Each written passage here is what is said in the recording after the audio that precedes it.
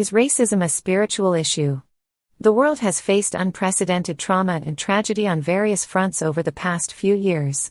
Much of that has been race-related, and the repercussions have been heartbreaking. Whether you've witnessed it or experienced it, racism has affected us all. It's hard to fathom where racism comes from, or why human beings see fit to treat each other abominably. And of course, everyone's experiences and opinions on the subject differ. To understand the root of this issue, we need to lay aside personal perspectives and turn to God's Word, and the very beginning is a great place to start.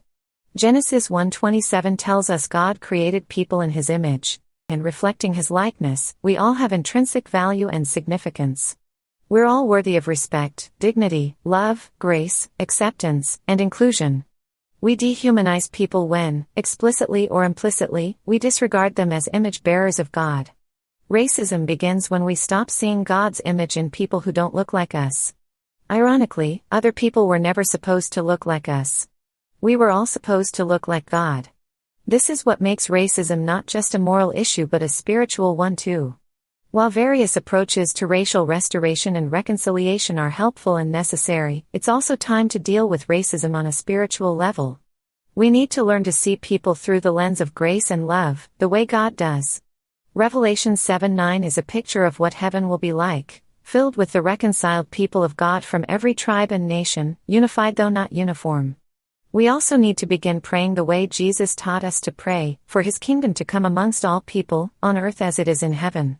Ultimately, Jesus will wipe every tear from our eyes, and there will be no more death, mourning, crying, or pain. Imagine for a moment how different your life would be tomorrow, if all injustice, discrimination, hatred, prejudice, and vitriol disappeared from the earth overnight. And while we wait for Jesus to make everything new, we're to live out our God-purposed lives, finding ways to build bridges of unity, love, and grace that will take all people into spacious places. We're part of God's master plan of renewal and restoration, and that should galvanize us to be more intentional around racial justice. In summary, the root of racism is spiritual. We have stopped seeing the image of God in people who don't look like us. Let's ask God to open our eyes to the beauty of each person we pass on the street or sit across from on the train or work with or study with or serve alongside at church. Let's look for opportunities to love, honor, and respect them as image bearers of our great God who displays His glory through the diversity of all He has made. Don't lie to each other, for you have stripped off your old sinful nature and all its wicked deeds. Put on your new nature and be renewed as you learn to know your Creator and become like Him.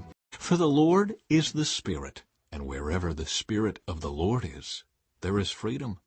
So all of us who have had that veil removed can see and reflect the glory of the Lord. And the Lord, who is the Spirit, makes us more and more like Him as we are changed into His glorious image.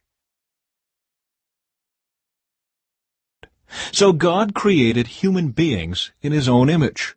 In the image of God He created them. Male and female He created them.